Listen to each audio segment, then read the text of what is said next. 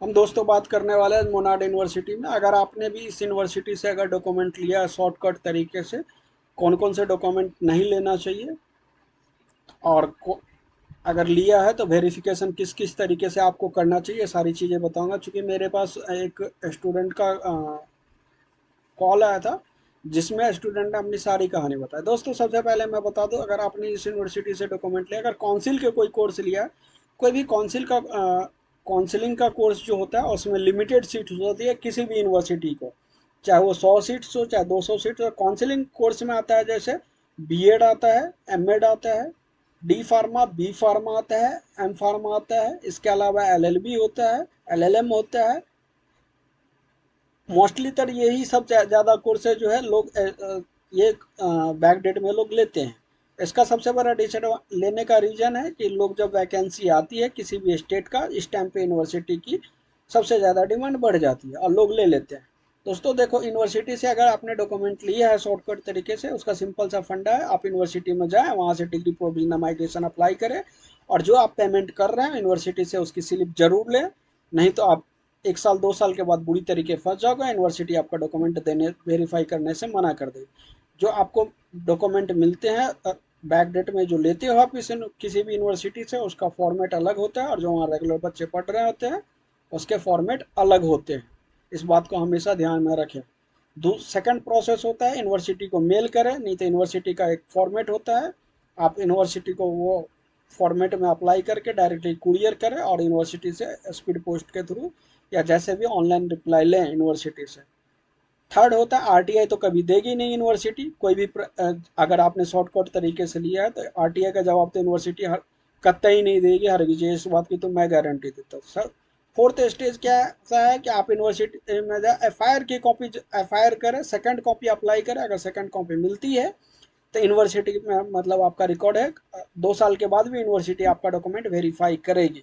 अगर नहीं करती है तो आप अपना वो चीज़ें, आपके पास जो प्रूफ है उसको लेके यूनिवर्सिटी को दिखा सकते हैं, यूनिवर्सिटी आपको कभी मना कर ही नहीं सकती है।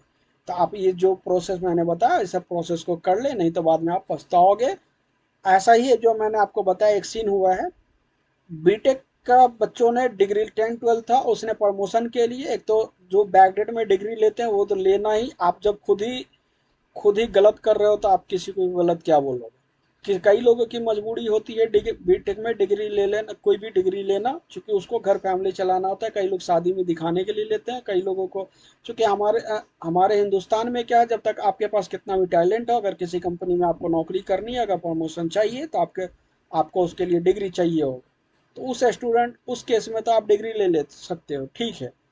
बट उस कंडीशन में भी आप उस पर डिपेंड होकर नहीं बैठो दोस्त, जो आप चाह रहे हो कि इसी पे मैं पूरी अपनी लाइफ गुजार दूंगा, ऐसा नहीं है। आप वो ऐसा मान लो एज ए टेम्प्रोरी है। जैसे टेम्प्रोरी हम टेम्प्रोरी कोई काम करते हैं फेविकॉल पे, जैसे कोई चीज़ को चिपका देते हैं, उसी तरीके का ये टेम्प्रोरी जुगाड़ समझ लो।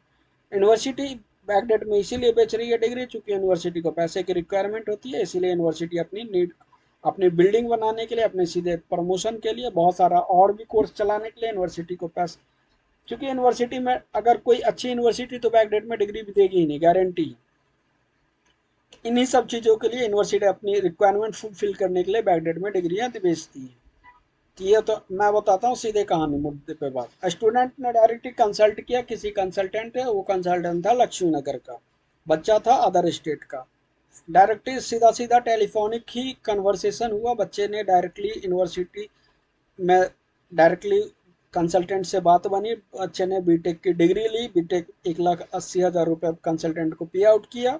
2 साल पहले जब बच्चे ने डिग्री ले ली, उसके बाद बच्चे ने कंपनी में भी लगा दी, कंपनी में भी वेरिफिकेशन वगैरह सब कुछ हो गया, बच्चे ने प्रोविजनल या माइग्रेशन अप्लाई किया यूनिवर्सिटी में जाके। और बच्चा ऐसा कि बच्चों स्टूडेंट ने मुझे बताया फ़ोन पे कि जब स्टूडेंट यूनिवर्सिटी कैंपस गया था तो वहाँ पे 2-3 हज़ार रुपया लेके, और वहाँ पे उसके जैसे जैसे बहुत सारे बच्चे आए थे प्रोविजनल माइग्रेशन डिग्री लेने के लिए। तो उस टाइम पे क्या था कि बच्चों को जिस साल में कंप्लीट होता है उस साल में ही आपको डिग्री नहीं दी जाती है। तब उस स्टूडेंट ने क्या किया, प्रोविजनल माइग्रेशन वगैरह ले लिया। कुछ सालों के बाद जब 2 साल हो गए, 2-3 साल के बाद जब फिर से यूनिवर्स किसी कंपनी में लगाया तो कंपनी ने डायरेक्ट मांग लिया डिग्री। कि डिग्री चाहिए। जब डिग्री चाहिए तो स्टूडेंट ने कांटेक्ट किया यूनिवर्सिटी से। यूनिवर्सिटी ने बोला मुझे आप मेल करो, तो मेल किया तो उस पर बोला ये डॉक्यूमेंट, आप डॉक्यूमेंट ओरिजिनल डॉक्यूमेंट लेके यूनिवर्सिटी आ जाओ। यूनिवर्सिटी जब बच्चा गया वहाँ पे डॉक्यूमेंट लेके ओरिजिनल, उसको बैठा लिया। बैठाने के बाद तो जितने प्रोविजनल माइग्रेशन दी थी 3 साल पहले यूनिवर्सिटी को, वो प्रोविजनल माइग्रेशन भी ले ली, मार्क कार्ड भी ले लिया। उसके बाद बोला सर आपने ये डॉक्यूमेंट जहाँ से लिया मैं अभी पुलिस बुलाता हूँ, ये डॉक्यूमेंट फर्जी है और मैंने आपका डॉक्यूमेंट नहीं दिया है, आपने ये डॉक्यूमेंट किससे लिया। अब स्टूडेंट बेचारा डर गया, वो किसी तरीके से वहाँ से निकल गया। अब बताओ इसमें क्या उस स्टूडेंट का क्या गलती है। अब जब फिर कंसल्टेंट ने से कांटेक्ट किया स्टूडेंट ने, कंसल्टेंट ने सीधा सीधा हाथ खड़ा कर दिया, जिस टाइम पे मैंने डिग्री दी थी आपको उस टाइम पे कंसल्टेंट, आपको उस टाइम पे यूनिवर्सिटी ने वेरीफाई किया या नहीं। स्टूडेंट ने बोला हाँ, मुझे तो प्रोविजनल माइग्रेशन मिला था। चूंकि कंसल्टेंट उस टाइम पे ये चीज़ें क्लियर नहीं बताता है, कोई भी कंसल्टेंट एडमिशन लेने के टाइम पे, कि अगर ये लिए तो इसकी वैलिडिटी किस टाइम तक हो, कितने टाइम तक आपको वेरीफाई हो सकती है। इसी वजह से बच्चे फंस जाते हैं। बच्चे को जो वर्किंग प्रोफेशनल लोग होते हैं उसको इतनी जानकारी होती नहीं है, इसीलिए वो फंस जाते हैं। तो ऐसे अवेयर, एक इस वीडियो बनाने का मेरा एक छोटा सा मकसद था कि अवेयर रहे। आप डिग्री लेते हैं ठीक है, बट वही लोग लें जिसको ज़रूरत है, ऐसे लोग ना ले लें, और ऐसे लोग ना फंसे किसी कंसल्टेंट के झांसे में या बहकावे में कि लेके और उस पर अपना सारी ज़िंदगी बिता दिया और गवर्नमेंट में ऐसे नहीं किसी के कहने पे लगा दिया। कल हो के आपका अगर यूनिवर्सिटी में जाती है डॉक्यूमेंट वेरिफिकेशन के लिए, तो एक मोटा, अगर जैसे ही यूनिवर्सिटी में डॉक्यूमेंट गवर्नमेंट का चला गया वेरिफिकेशन के लिए, तो आपसे एक मोटा फीस चार्ज करते हैं। फीस चार्ज करने के बाद आपका डॉक्यूमेंट तो वेरीफाई हो जाता है। जैसे ही क्लेम में कोई फंसती है कहीं पे यूनिवर्सिटी, कब जब देखती है यूनिवर्सिटी फंसने की कगार पे, तो यूनिवर्सिटी सीधा हाथ खड़ा कर लेती है, ये तो डॉक्यूमेंट मेरा है ही नहीं।